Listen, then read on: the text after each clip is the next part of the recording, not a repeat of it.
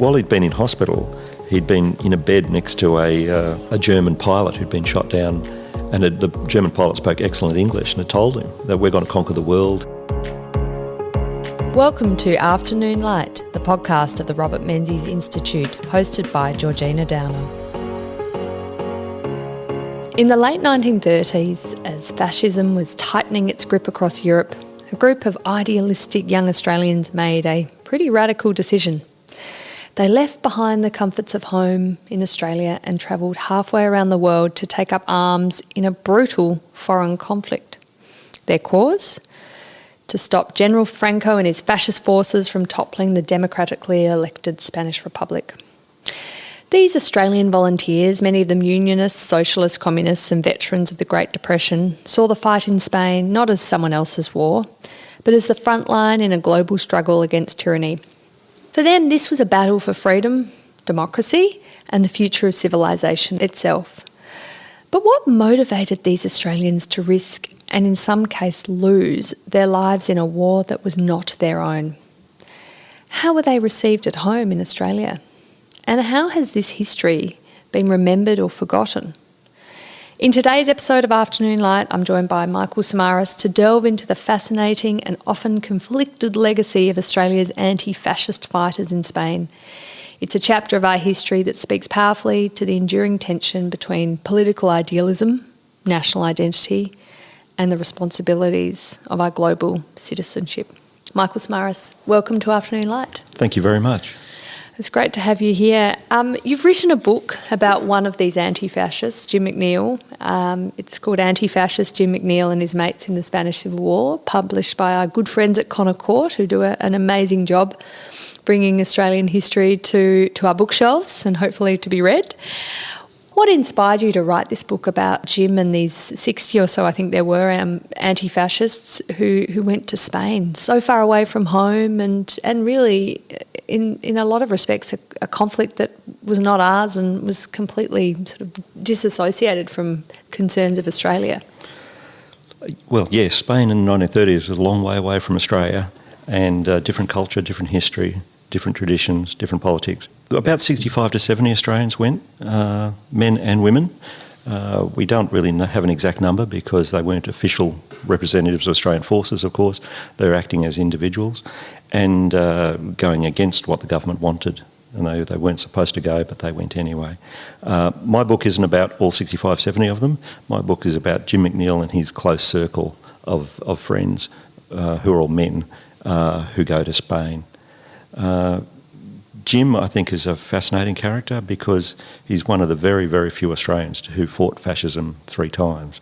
And that's really why I wanted to do the book, because I think someone like that should be remembered and should be known. And while he's been mentioned here and there in different accounts, there's never been a fuller treatment. And that's what I think he deserves. I wanted to make sure he wasn't forgotten. That was the motivation in writing the book. Yeah, I mean, his experience going overseas to fight in a war that isn't Australia's war, that we didn't take part in any respect.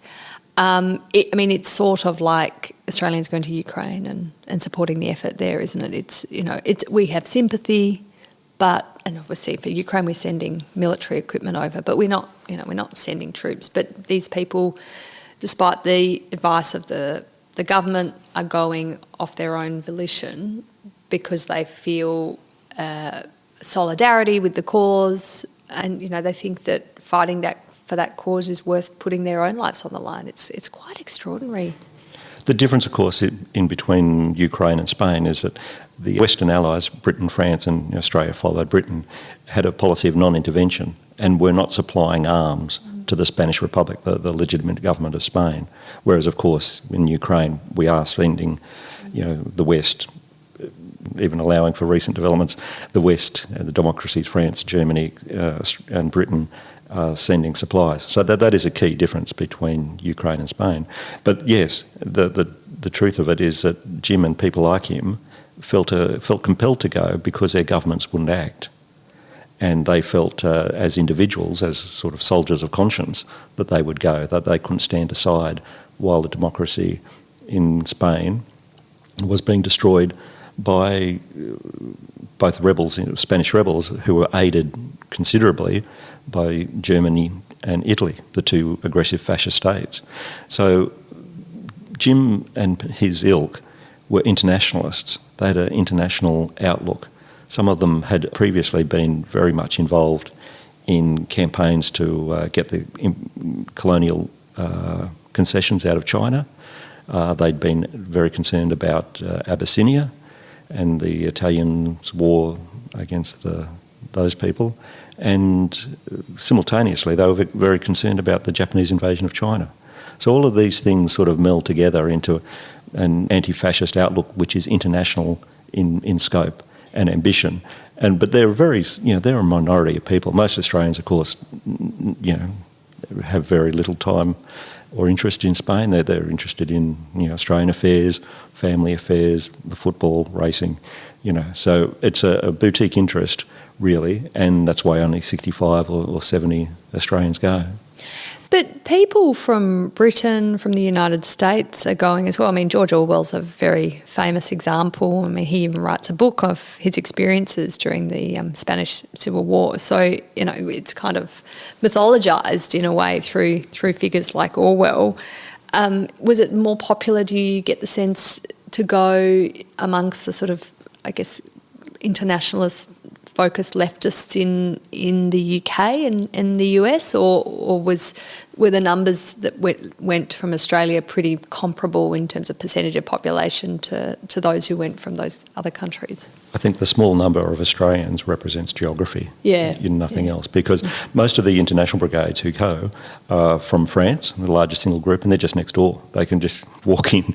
The next biggest groups are Germans and Italians, who have very strong motivations to fight fascism because they've already lost against the fascists in Germany and Italy.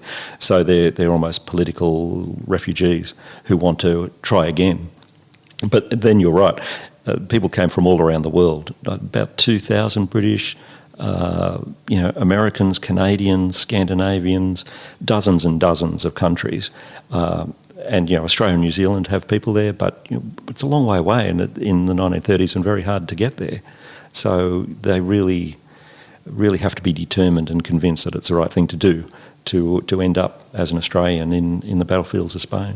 And for these people, it was really ideological, wasn't it? I mean, yes. And this is also sort of quite different in a way. I mean, yes, there was a fascist dictatorship that was attempting to overturn a democratically elected government, but it was this sort of clash of democracy, fascism, and we have to stand against people who have the fascist ideology to preserve democracy, whereas say a contemporary conflict of might be more around territory.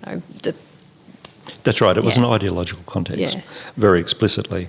And people like Jim saw it that way. There were some Spanish Australians who went back just to fight for their homeland. But for people like Jim and his great friend Ted Dickinson, they weren't Spanish. They couldn't speak Spanish. They went because of strong ideological convictions that fascism had to be stopped, and this was a place to do it. That's pretty much exactly what George Orwell writes in Homage to Catalonia. He describes his motivation in the same way, that all through the 1930s they'd watched the aggressive actions of Mussolini and Hitler, and in Abyssinia and in all these other places do terrible things to people in their own countries, and finally this was the opportunity to take a stand, and people had to decide which side they were on, were they for it or against it, and that's why they were motivated to go. The international brigades filled the void that the Western Allies, refused to assist a democracy, the legitimate democratically elected government of Spain. And so they went as sort of soldiers of conscience. Yeah, I mean, absolutely fascinating. Tell me about Jim McNeill, the Sydney boy, wasn't he? He was. He was born in Balmain, 1900. So inner west of Sydney? Inner west of Sydney, which of course is very different from the inner west we live in today. Yeah. Balmain's pretty nice these days. Back then it was pretty working class, It was pretty working class. It had its own coal mines. People don't remember that. Power stations, dockyards, all sorts of factories. It was the birthplace really of the Australian Labor Party, although Jim was never a member of the ALP. Trade unions very strong. all that sort of thing. He leaves school about 12, 13. He does join up in the Great War, but he misses it really because he's only in it for a matter of weeks before they discharge him because the war's essentially over. Has a job as a inspector of wire, drawn wire for fencing at Abbotsford, the Lysart Brothers Wire Works, which he loses in 1927 as the economy starts to turn, the agricultural prices drop, the farmers aren't buying fencing, Jim's out of a job. And that's when he becomes a political person. He joins the Industrial Workers of the World, the Wobblies, or the IWW as people will know them, and meets his great friend Ted Dickinson. The first thing they do is take off for Adelaide, where there's a free speech fight in the Adelaide Botanic Gardens. Everyone's allowed to have Sunday afternoon public speaking. This is before radio, TV and the internet and everything. And they can't get a permit to speak. The Labor Party can, the unions can, and everyone else gets a permit to speak, but they won't give the Wobblies a permit. But being Wobblies, they're not going to take that. So they just get up on the tree stump and start speaking, get charged, refuse to pay the fines, go to jail. So they run this very staunch civil disobedience campaign to be able to speak. And eventually they force the authorities to capitulate and they get their permits, and so they're allowed to speak alongside with everyone else. It's interesting, he's anti-conscription, yet he does join up in World War One, and I mean he's born in 1900, so I think he's finally deployed in 1918 at the close of World War One. But it's interesting that he sort of wanted to protect his right to choose. That's to very sign common. up, but then was prepared to sign up actually. Yeah, there's no shortage of martial spirit amongst the Australian working class. They're anti-conscription, but they're quite prepared to join up. You see this whenever you go to a working class town in Australia, Broken Hill or Bulli, or you look at the war memorials, there's hundreds of names on there. But if you get out the referendum results, they vote massively, against conscription, but they're still prepared to sign up. They do it as volunteers willingly. That's a fact of that. So he's as you said, didn't join the Labor Party. His political philosophy was further to the left as a communist himself with the Wobblies. Well, the Wobblies were a revolutionary sect. Yeah. They'd been suppressed during the Great War because of their anti-war activities, and then they'd been revived essentially by Charlie Reeve and Ted Dickinson in the late 1920s. After the free speech fight in Adelaide, as the economy worsens and mass unemployment arrives, they become campaigners for a better deal for the unemployed in Adelaide. And even though they've got nothing, they're often hungry and depending almost on charity of Wobblies coming in from the country with a rabbit or a chicken for them. They are very effective in making all sorts of trouble for the authorities in Adelaide. They demonstrations, marches, they disrupt Parliament, they storm the Treasury buildings. They start their own newspaper. I mean, I just think it's extraordinary that these people, these men with nothing, who are often hungry, start a newspaper, which leads to all sorts of problems because it's the one thing that the authorities really get irritated by is their rabble-rousing newspaper, which Ted Dickinson edits. And they end up jailing him for sedition for 6 months over articles he wrote in his newspaper, which I haven't been able to find another a prior instance of this happening in South Australia. So it's fairly extraordinary to And what were they writing about in this newspaper that would have led to a charge and conviction for sedition? It was in the context of a bitter waterfront dispute. There was fights between the government employers and the wharfies, and it ended up in a terrible riot on the wharves with strike breakers being chased off the ships and having to jump into the Torrens and swimming across to the other bank. And, so all sorts of strife. Hundreds of people participating in these riots. And Ted is held to account. He gets 3 months for writing and then 6 months for his newspaper articles, which they hold to be promoting revolution and so forth. Ted, when he gets out of jail 6 months later, leaves Australia, goes to England and continues his activities there, which are very, very colourful. And Jim comes back to Sydney, and that's when he gets in. IWW claps, become defunct, and that's when he joins the Communist Party of Australia, which is very, very small at this point in 1930, 1931. And that Jim is then involved in the Great Depression fights against the New Guard on the streets of Sydney. Yeah, so I mean, this is a fascinating time in Australian political history, where you really see Australia probably the closest it's ever got to a civil war, don't we, on the streets of Sydney? Things are very, very difficult in the Great Depression. We can't, I mean, it's hard for us to imagine what it's like to have mass unemployment where 30% of men haven't got a job. The suffering and the pain and the humiliation of these things, and you get a sort of the emergence of the New Guard, which is like the Australian manifestation of international fascism. And they're soon brawling between the New Guard and the Communist Party on the streets of Sydney. The New Guard is obsessed by Jack Lang, the Labor Premier, and they think he is some sort of Bolshevik, which it was just a bizarre contemplation of events because Lang and the Communists were no great mates. But that's what they thought. And he had radical policies, though. I mean, he wanted to repudiate New South Wales debt, and I mean, he certainly hadn't been a friend of Scullin's. In fact, James Scullin, the poor thing, only lasted one term in government. He's the last time we had a one-term prime minister, wasn't he? Yes, that's right. A one-term government, I should say. Jack Lang had lots of enemies, all through the Labor Party. Yeah. But this New Guard grouping, who were a lot of farmers, weren't they? As a sort of right-wing private citizen grouping who were fighting against the sort of leftists, the communists in New South Wales. That's right. Most people know them for the sabotaging of the opening of the Harbour Bridge, which is a sort of comic side to them. But they were also out in the bush, stockpiling arms and doing drills and so forth. They had this belief that if the communists launched a revolution, that they would there to counter that. Of course, the Communist Party in Australia had no capacity to launch a revolution in 1931, so it was all a bit weird. But this is the sort of fantasies and conspiracies that emerged at that time. For someone like Jim McNeill, who's deeply involved in communist politics, having come out of the Wobblies, does he aspire to a revolution, to a workers' revolution against capital, or is his sort of brand of communism a little bit moderated?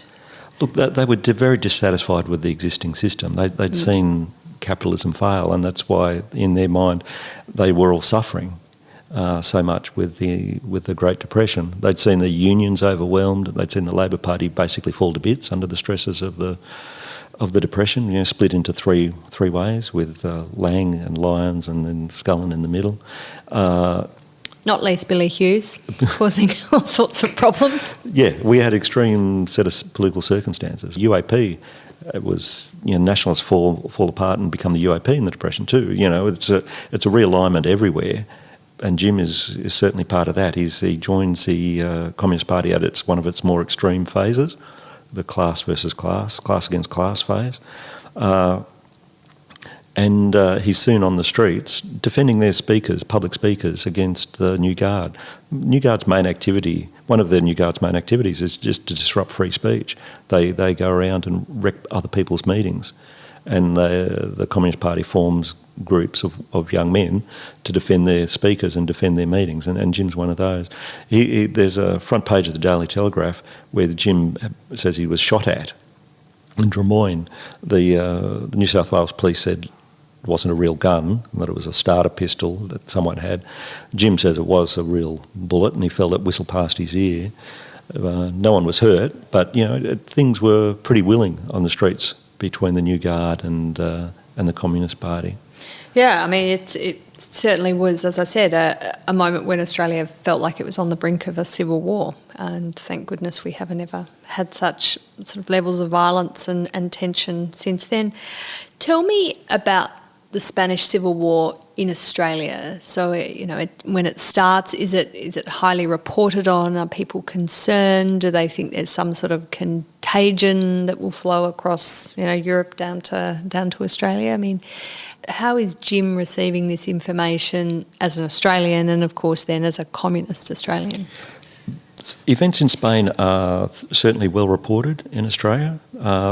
In fact, in Spain, both sides, the Franco and the Republic, have press officers, and we'd say propaganda campaigns. Both are trying to win the hearts and minds internationally. They both care very much about their international reputation because the Republic wants to get arms. It's in a war. It's lost most of its army to the rebels who have rose in insurrection. So they're desperately trying to maintain a good face so that Britain and France will drop their policy of non-intervention and provide them with arms. Similarly, the rebels are trying to justify what they've done. They've had a military coup against the democratically elected government, and so they have to try and justify what they're doing and try and make it clear what they argue is that they're defending Catholic Spain against communism. The fact that the Spanish Republic was parliamentary democracy led by liberals like Negrin and Azana, it's inconvenient truth for them. And all of these messages are flowing out to the world and certainly into Australia. Communist Party is very clear from the beginning whose side they're on, but equally the Australian Catholic Church is very much siding with Franco and puts out hundreds of thousands of leaflets and so forth to argue the case for what Franco has done. Yeah, I mean, B.A. Santamaria, at that stage, a young Catholic activist, he participates, doesn't he, in a debate with supporters of the Republic, so I guess Jim McNeill's fellow travellers, and the debate considered the proposition that the Spanish government is the ruin of Spain, and Santamaria's view was that should the Republic win the war, the result would not be the restoration of liberal parliamentary democracy, but the establishment of a Soviet Spain. So he saw it through the prism not of democracy versus totalitarianism or fascism, but that democracy would invite communism into Spain, and then obviously that is a difficult ideology for religious people, and B.A. Santamaria was certainly on the side of religion in public life. Yes, I mean, there's history there because Spain had established itself as a republic in, I think, 1931. It had been it had a dictator and a monarchy in the 1920s, and that had sort of collapsed. It was incompetent and corrupt, and public confidence in the monarchy for enabling that dictatorship disappeared and a republic was formed. And the republic set about trying to modernise Spain. Spain was much less economically developed than other parts of Western Europe. It was well behind France, well behind Germany, well behind Britain and Holland. And they really have three big thrusts of reform to modernise the country. They try and do some land reform because there's desperate poverty amongst the peasants of Spain. They try and rein in a bloated officer class, which of course is going to upset the army, something terrible. And they try and address the role of the church. They essentially disestablish the church, and they bring in things like divorce. They bring in votes for women. And they secularise education, and amongst many other things. That one of the things about the Spanish Republic is that they're so ambitious. In the 1931, 1932, 1933, the world's in global depression, and yet they're trying to rapidly modernise their country, and it gives rise to all sorts of tensions. And really, I think that's what the cause of the Spanish Civil War is this disagreements about the best way to modernise the country. Because at this period in the early 30s, 25 to 50% of the country is illiterate. There's desperate poverty amongst the peasants. And it's very difficult for ordinary people in Spain, which is why so many people invest such great hope in the Republic, and why equally when the reforms that they have made create a lot of antagonism from the church, from the army and from the landowners. Did you see... I guess, in the 1930s in Australia there was certainly sectarianism. So, Protestants were very sort of sceptical of Catholics and vice versa. Do you see in the reporting of the Spanish Civil War Protestants generally falling on the side of the Republic, or is there more to it because of the sort of connections with communist ideology that the Republic is associated with? There was set up a broad organisation with strong communist influence, but with Labor people, with unions, and Protestant figures, mainly Presbyterians, in fact, pastors or reverends. I'm not sure what Presbyterians had, but those reverends were active in the Spanish Relief Committee. So you had the Catholic Church, which was sort of unambiguous in its backing of Franco, and on the other side you had Presbyterians and others involved in the Spanish Relief Committee, sitting side by side with communist trade unionists and Labor Party people. Yeah, it's important to say that the Australian government backed France and Britain in non-intervention. So Lyons said to people, do not go, do not get involved, stay at home.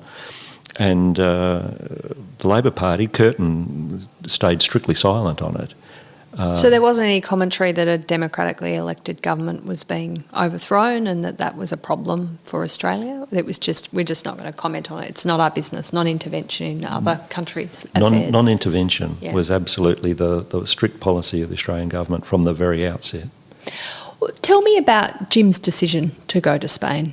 I mean, we understand his sympathies, where he sat politically, that he saw the world, the international conflicts and issues as in his interest to follow and support or oppose, depending on the side he fell on. But, tell me about that decision to get on a boat, I'm assuming, and travel all that way to, I think he goes to France, doesn't he, and then on foot to Spain.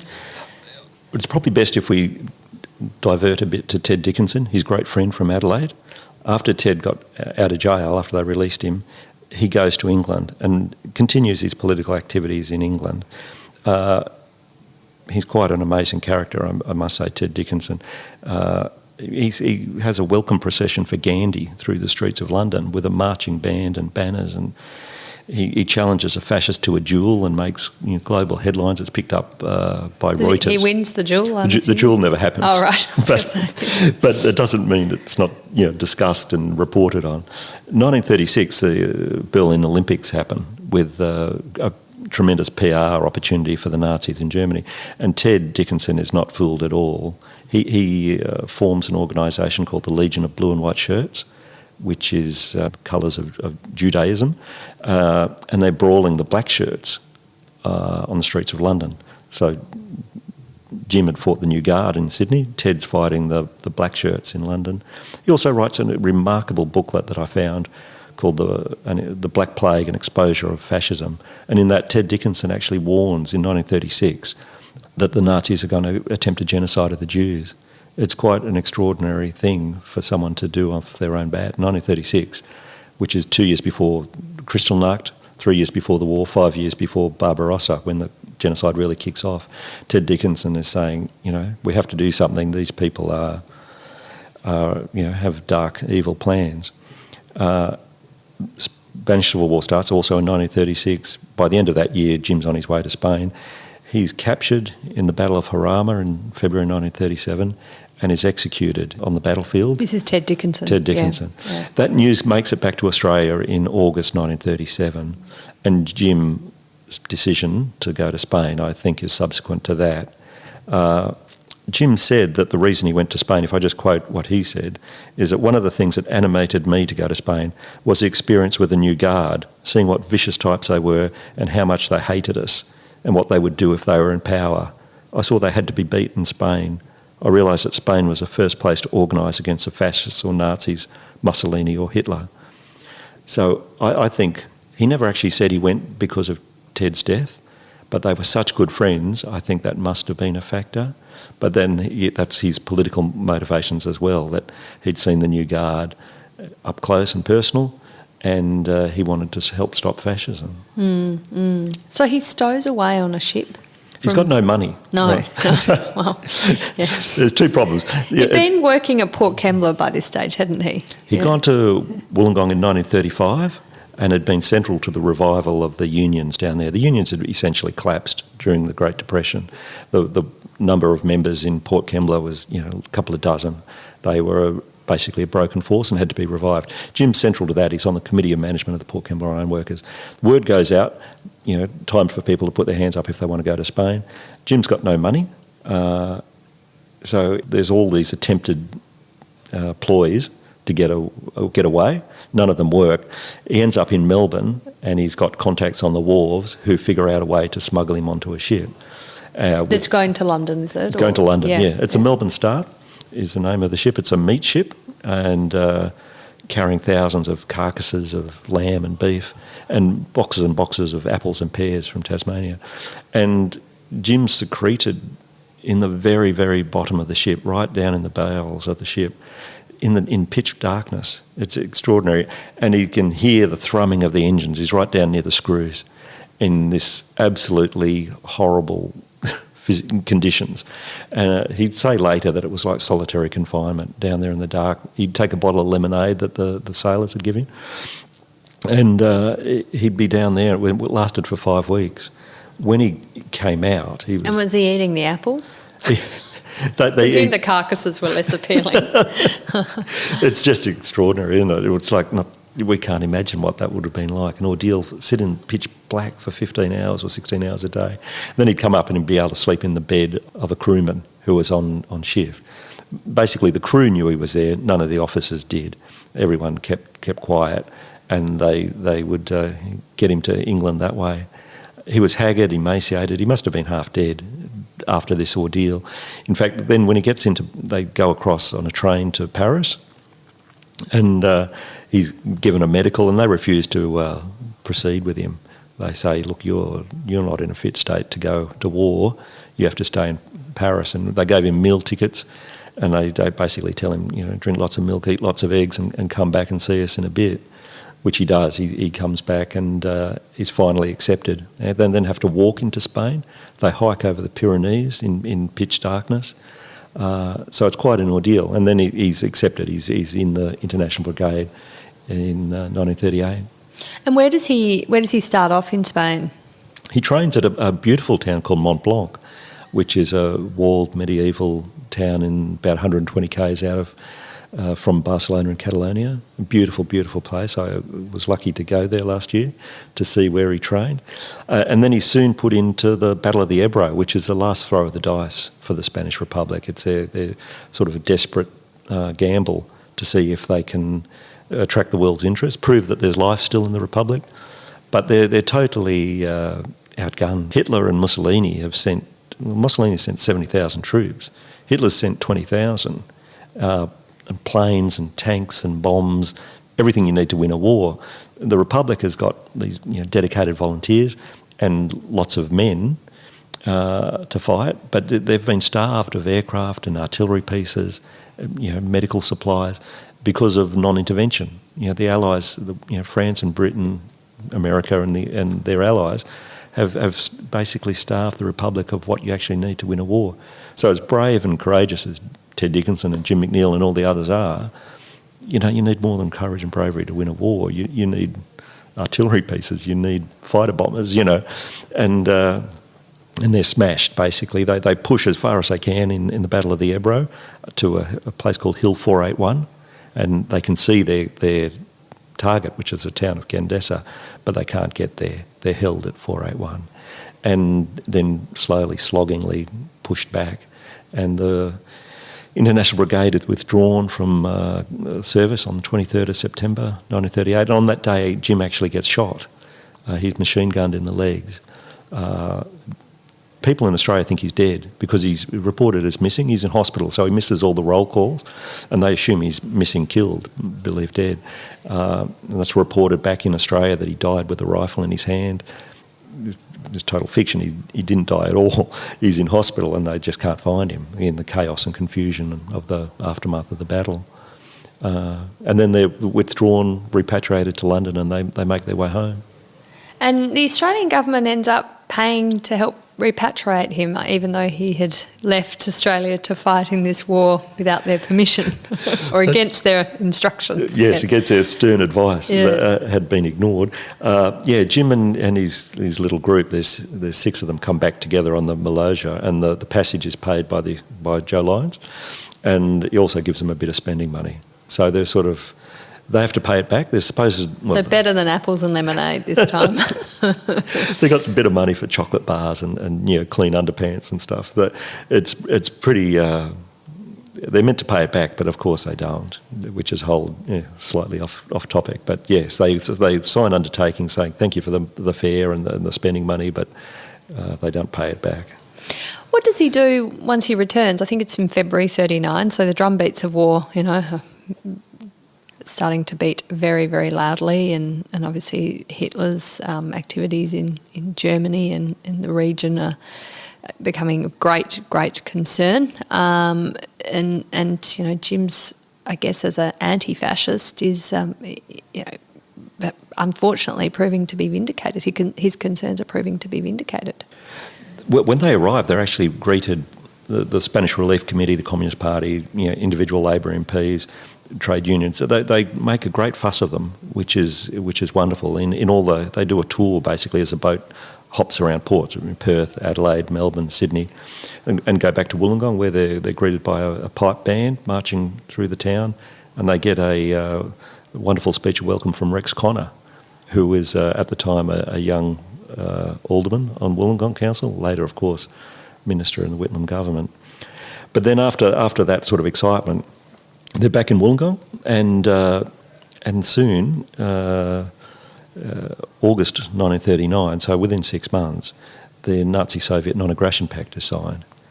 And the Communist Party of Australia is completely loyal to Soviet Russia. So having been the most staunch anti-fascist organisation in Australia throughout the 1930s, suddenly switches, total about-face, just astonishing swing of attitudes. And, it's opposed to the war. It sees the war as an imperialist conflict between Germany and Britain, and, the war should be opposed. That it's a territorial war, not an ideological war. Yes, yeah. It's just imperial powers squabbling, and we should be opposed to it as a Communist Party, which is exactly what Stalin wants them to do. This is where Jim is really a remarkable person, because even though he's a loyal communist, he just ignores the Communist Party. And he's one of the first people to enlist in Wollongong. So he's deeply sceptical of that interpretation. He does recognise that Hitler has a fascist ideology he's trying to spread throughout Europe. He just ignores what the Communist Party is saying, which is, we're going to oppose a war is a sham, etc. Jim signs up. He's in the second AIF on basically the first day that they open. And in fact has told lies to get in. Because by this stage he's too old, isn't he? Yes, yeah. He's almost 40. He's 2 months shy of 40, I think. And the recruitment recruitment notice in the Illawarra Mercury says we want men aged 20 to 35. So suddenly Jim becomes 33. And he's determined to go. He is a genuine anti-fascist. While he'd been in hospital, he'd been in a bed next to a German pilot who'd been shot down. And the German pilot spoke excellent English and had told him that we're going to conquer the world. Hitler's, why are you bothering coming to Spain? We're going to conquer the world. And he said, that's why I joined up, because I'd heard directly from the fascists what they were going to do, and I was determined to stop them. And yes, so he's now a member of the second AIF and soon on his way back to England to defend Britain from invasion. And I must say his second trip to Europe to fight fascism is much better than the first, because he's on the Queen Mary. Oh, luxury. Which has been turned into a troop ship, which is a lot better than the Melbourne Star in the bowels of the Melbourne Star. Yeah. And he ends up spending most of his time in World War II with the forestry company cutting down timber in Scotland. Was that a disappointment to him? Did he want to sort of be closer to the action, or he was content to be part of the war effort wherever it was? Well, it's hard to say, but what happens when they send the rest of the Australians off to the Middle East and the Mediterranean to fight there, and Jim is left behind? He goes AWOL. He disappears for a while, for a couple of weeks. So I suspect he must have been a bit frustrated and disappointed not to be going. But he comes back and he's then, as he puts it, invalided into the forestry companies. Forestry companies are very interesting because Britain needed timber. To fight a war, you need a lot of wood for packing, for repairing buildings, structures, temporary bridging and so forth.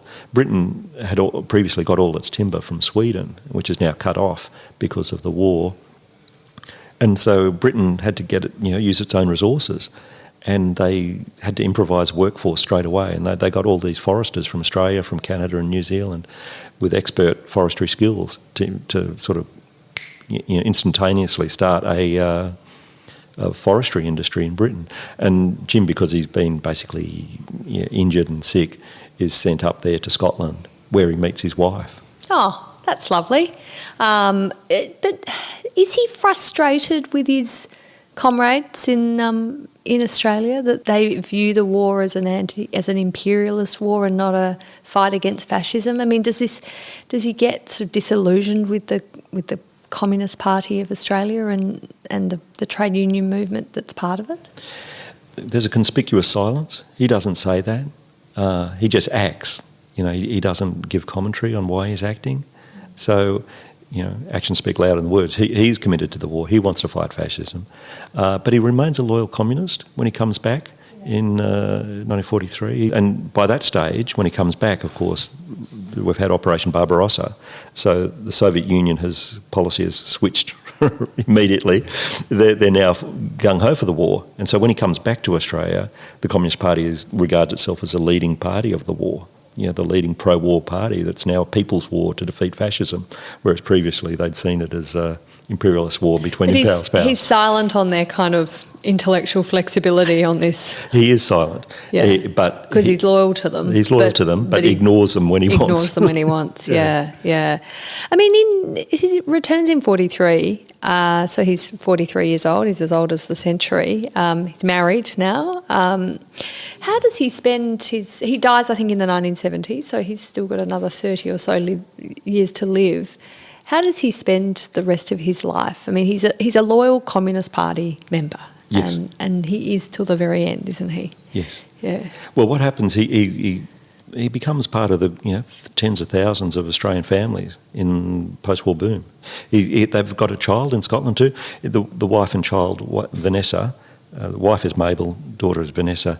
They don't join him immediately. They have to wait until there's shipping available. But eventually there's a very happy reunion. And he is eventually medically discharged, 1944.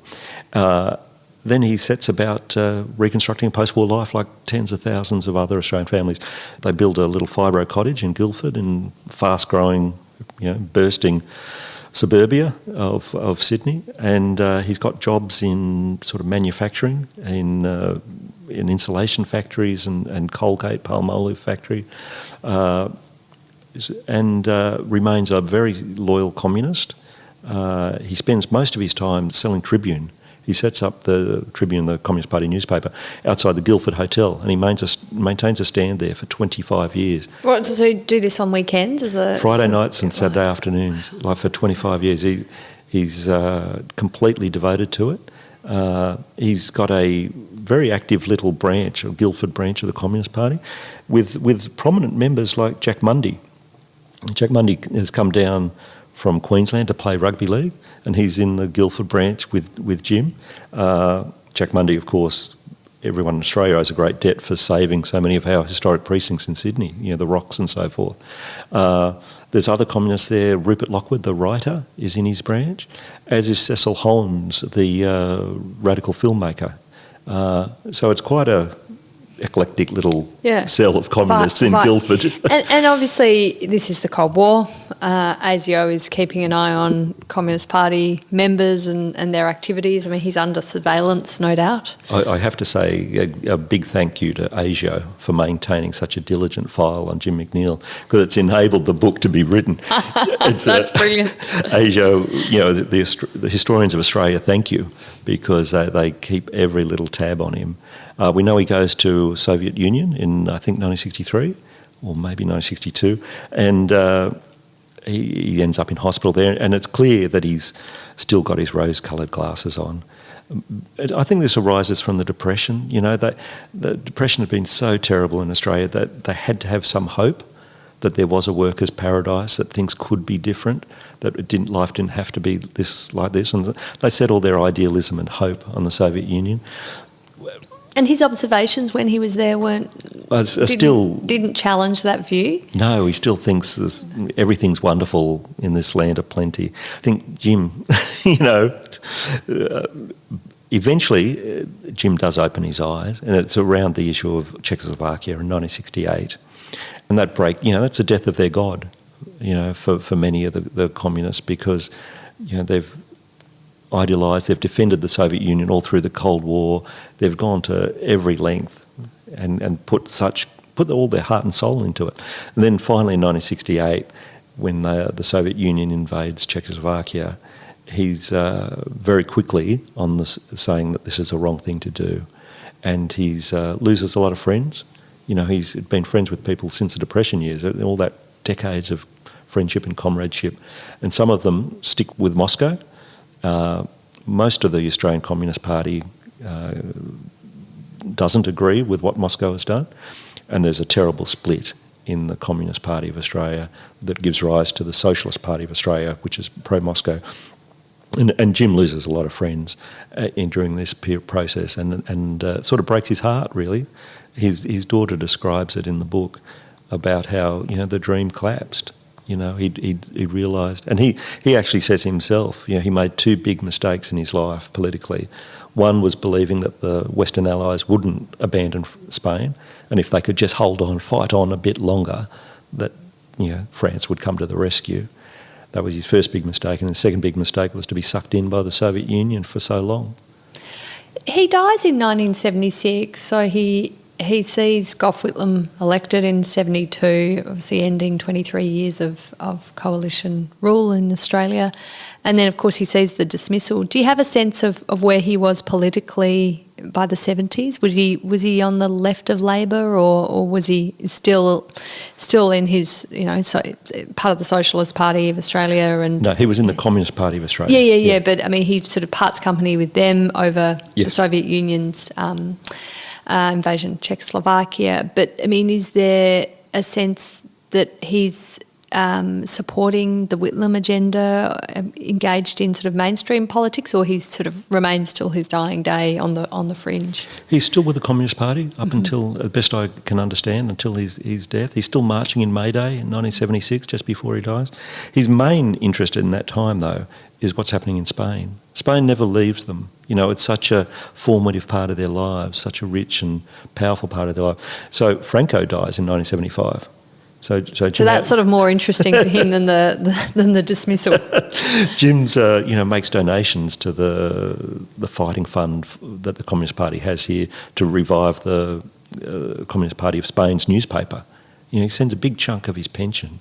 You know, he puts his heart and soul into it, and never forgot Spain. And Spain was with him forever. The other thing that he spends most of his time on is, in fact, memorialising his great friend Ted Dickinson.